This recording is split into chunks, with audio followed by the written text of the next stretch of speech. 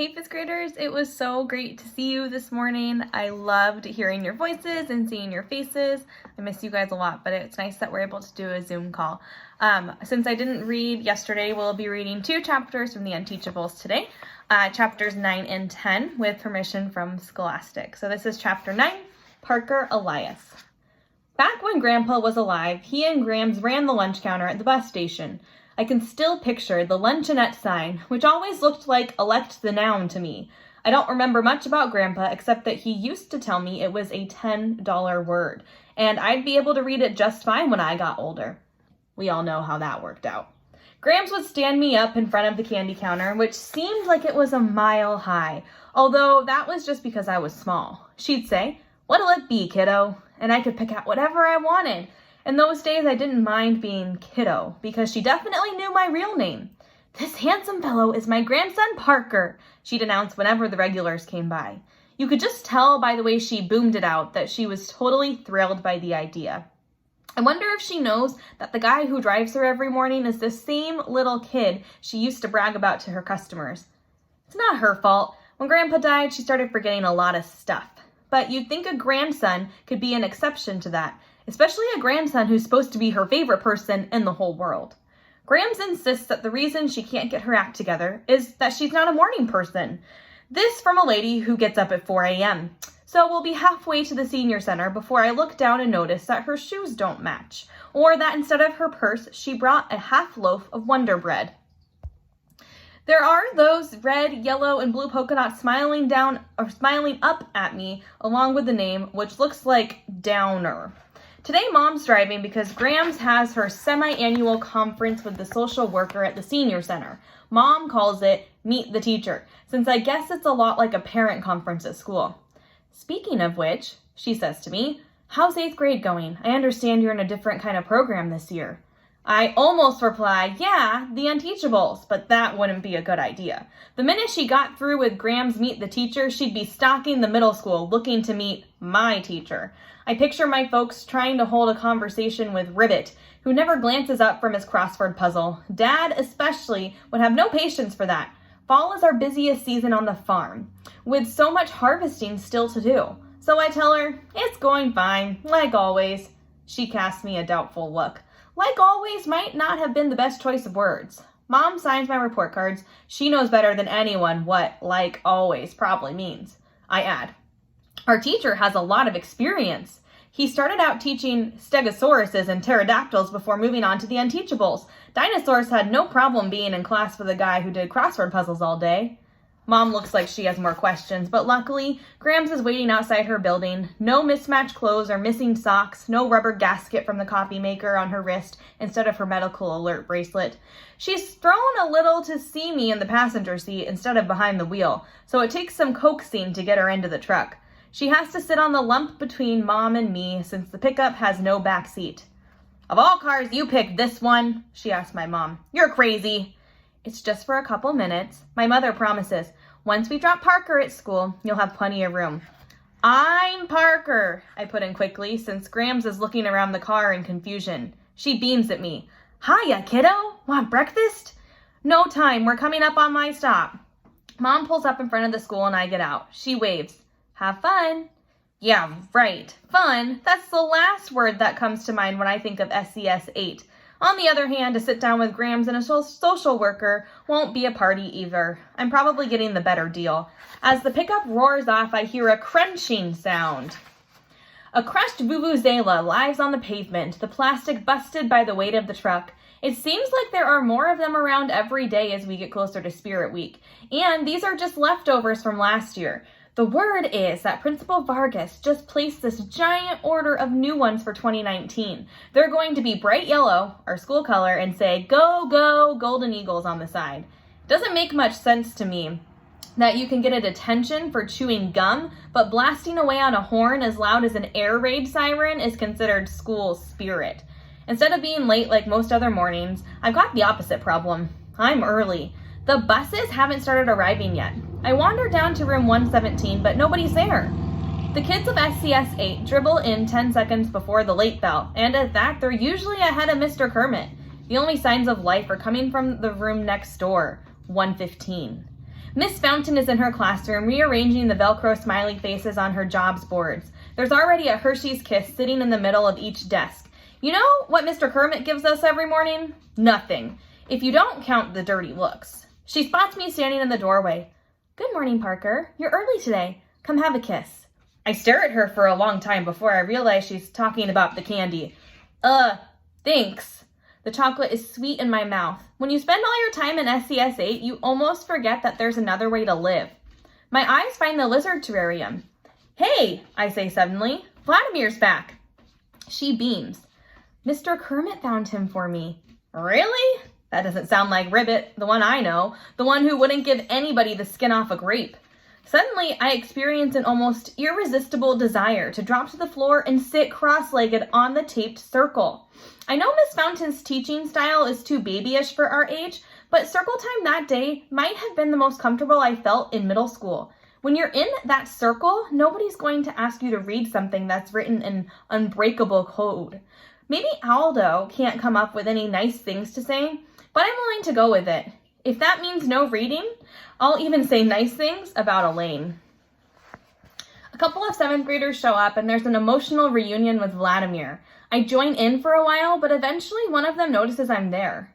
You're not in this class, he comments meaningfully. That's right, I reflect with a sigh. I'm not. I shoulder my backpack and head next door, even though it's still early. Kiana crouches in the hall outside SCS 8, a look of intense concentration on her face. What's going on? I ask her. Shh! She presses a finger to her lips and points inside the classroom. Mr. Kermit is talking, and at first I think he's chewing someone out. His voice is a lot sharper than his usual half-sleepy drone. Then I hear the reply, tinny and very close. It's coming from the intercom, right on the other side of the door. Principal Vargas. I think you'd be happy about this, Zachary. The principal is saying, it's no secret that the sound of those vuvuzelas drive you over the edge. Zachary? Mr. Kermit's name is Zachary. That's not the point. Our teacher replies, you've already separated my class from everybody else in that building. Maybe you have your reasons for that, but you can't exclude them from the activities for Spirit Week. That's punishing them for something they haven't done yet. You loathe Spirit Week, Mrs. Vargas accuses. We're not talking about me. We're talking about my students. As happy as I'd be to ignore the whole thing, I'm their only teacher. Who's going to stick up for them if I don't? Beside me, Kiana pumps a fist and whispers, Go, Ribbit! Think of who we're talking about here, the principal insists. Think of the disruption they're capable of. Now picture them with vuvuzelas in their hands. Let that be my problem, Mr. Kermit says stubbornly. It's not going to be anybody's problem, Mrs. Vargas insists. It's a done deal, Zachary. Your kids are out. We hear a click as the office breaks the connection. On the other side of the door, Mr. Kermit mutters something I can't make out. Did you hear that? Kiana breathes. Mr. Kermit cares about us. I didn't hear anything about caring, I retort. That was all about vuvuzelas, which we're not getting anyway. Weren't you paying attention? He fought for us. I can't figure him out, I complain. He hates vuvuzelas. Why would he want us to have them? So he can kill whoever blows one? She throws her hands up in exasperation. Don't you see? It's not about the noisemakers. It's about fairness. That doesn't make much sense to me. If life was fair, there'd be no such thing as the Unteachables in the first place. Chapter 10, Kiana Rubini. Bad news from Utah. The equipment trailer got struck by lightning, so production on my mom's movie has to be shut down for a couple of weeks. Can I come back home while you guys are waiting to start up again? I asked Mom over Skype. That wouldn't work, she tells me. What about school? How can we pull you out of Greenwich when you just got started and then re-enroll you once shooting resumes? That would be too disruptive. I have to hold myself back from screaming. There's nothing to disrupt. I don't really go there. Geez Louise never registered me. I'm not even in a real class. Forget it. Mom would be on the phone to Dad in seconds flat. Never a pleasant convo. I'd be back in that office fast enough to make my head spin, registering for 8 classes instead of just 1. 8 new teachers to get used to who give real assignments and real homework. No, my life here isn't perfect, but it's designed for maximum bearableness. Why get complicated? I'm a short timer, just not quite as short as I thought. 2 extra weeks in Greenwich, of Dad and Stepmonster, of Chauncey's sniffles and fevers and rashes and barfs. 2 more weeks in the Parmesan house, 2 more weeks of the Unteachables. Fine. I can handle it. I can do 2 more weeks standing on my head. Speaking of school, Mom goes on. How are you fitting in? I went there, back when it was the old Greenwich High. Great, I tell her. I've already gotten picked for this special program. Mom beams. Special? I knew she wouldn't be able to resist the idea of me being exceptional. I plow forward. It's called SCS 8. Really hard to get into. I should know. I'm not even really in it. The teacher's fantastic. He's super hands-off because he wants us to work independently. Mr. Kermit believes... Kermit? She interrupts. You mean from the cheating scandal? Cheating scandal? Mom's brow furrows. It was an awfully long time ago, the early 90s. I remember I was away at college when it happened, but it must be the same person. Kermit isn't a very common name. I'm intrigued. What did Kermit do? I don't remember the details, but the whole town was up in arms about it. I'm surprised he's still teaching. It was a horrible black mark against him. Wow, Mr. Kermit has a past. The plot thickens. Mom adds, do you want me to call the school and get to the bottom of it? No, I blurt. I mean, Mr. Kermit's an awesome teacher now, and that's the main thing, right? Who cares about what happened in the 90s? But, Kiana, it was a cheating scandal. I don't want you mixed up in something like that. Relax, Mom, I assure her. I guarantee that there isn't any cheating going on in SCS 8. I can say that with total confidence because there isn't anything going on, period. Why would we bother to cheat when Mr. Kermit never even looks at the few papers he gets? Eventually, she agrees to let the subject drop. I end the Skype call, my mind racing. Suddenly, I've cracked a mystery that's been nagging at me from the very first moment I followed Parker's schedule into room 117. Why would Mr. Kermit want to teach a class like the Unteachables? Answer, he doesn't. He gets a bad class every year because of what happened way back in the 90s. Seems a little crazy that he's still paying for a mistake from so long ago, but if Mom remembers, other people do too. Turns out SCS 8 isn't just a dumping ground for the rejects of the school. The reject teachers wind up there too. So, Mr. Kermit is famous. If Mom still remembers what he did way back then, that counts as fame. Okay, it was a bad thing, but so what? On reality TV shows, the biggest stars are always the jerks. Besides, cheating scandal or not, I can't forget how he spoke up for our class to Mrs. Vargas, and how he fought for Barnstorm's right to stay with the football team. He may not be much of a teacher, but I'm more convinced than ever that he's one of the good guys. I'm almost anxious to get back to school the next day, and it isn't just because Chauncey is barking the house down with whooping cough. When I get to room 117, though, Mr. Kermit is absent. We have a substitute, Mrs. Landsman. Mr. Kermit's not exactly a young guy, but Mrs. Landsman is really old. Raheem does a quick sketch of her rising from the grave as part of a zombie apocalypse. The kid is really talented. The picture makes the rounds of the class by paper airplane. Dawn of the Dead, hisses Mateo when the portrait lands on his desk. No talking, Mrs. Landsman orders. Too late, a nickname is born. She is Dawn of the Dead. Dawn, for short. She's grouchy, but we should be used to that by now. Our regular teacher being a gold medalist at the Grouch Olympics. It feels different, though.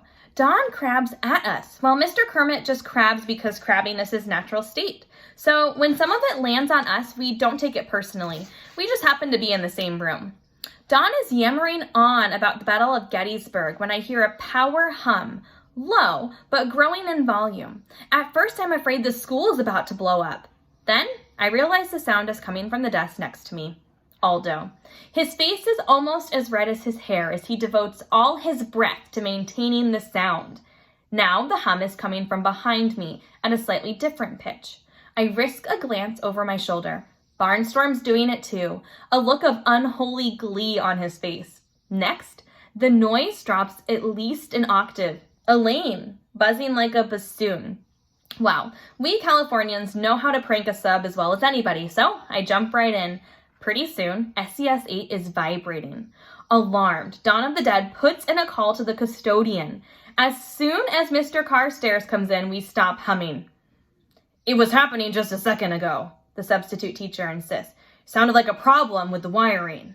The custodian rakes us with a rueful look. It's the kids, ma'am. They're messing with you. They do it to all the subs.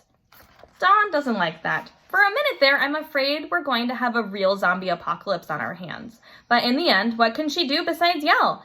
She does a whole lot of that. It's pretty jarring when you're used to Mr. Kermit, who barely speaks at all. We fight back. We do the old drop a textbook trick at least 20 times. Barnstorm drums with his crutches on the floor. Elaine pretends to be asleep, which is odd because Raheem stays awake and alert. Mateo speaks to the substitute in Dothraki and does all of his written work in Elven runes. That's right, I said work. Dawn of the Dead is trying to run this like an actual class. Who does she think she is? Take out your math books, she announces. What math books? Barnstorm returns. Surely there are math books. Her frustration is growing. How do you study math? We do worksheets, Mateo supplies. What worksheets? I don't see any worksheets. There should be lesson plans.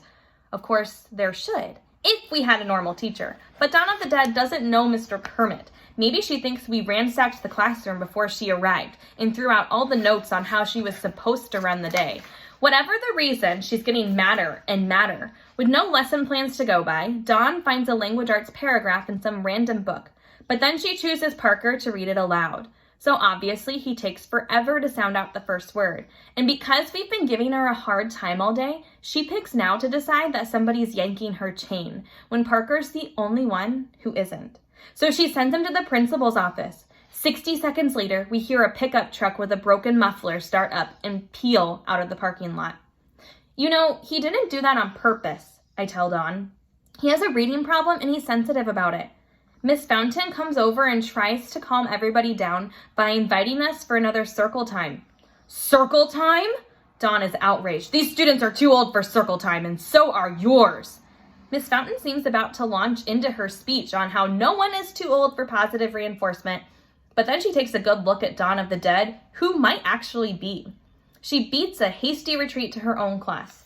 When the bell finally rings at 3:30, Dawn of the Dead tells us we're the most disrespectful class she's ever met in her long teaching career, and we should all be ashamed of ourselves.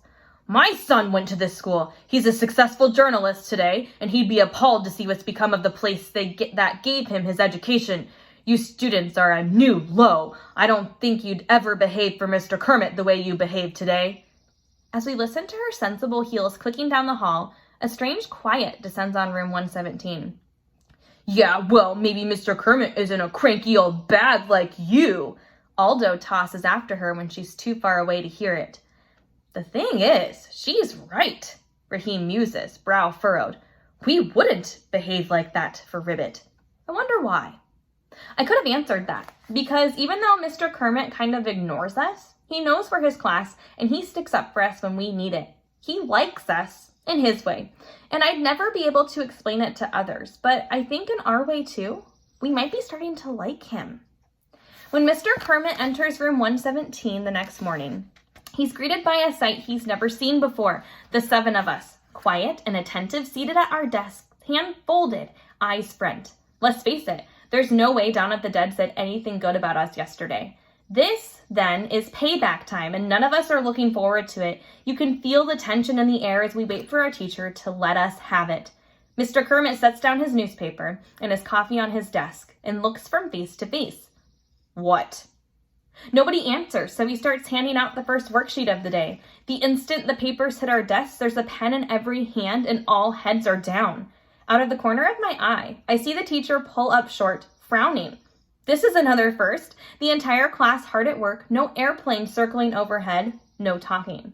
He shrugs and returns to his desk, peering down at the crossword puzzle.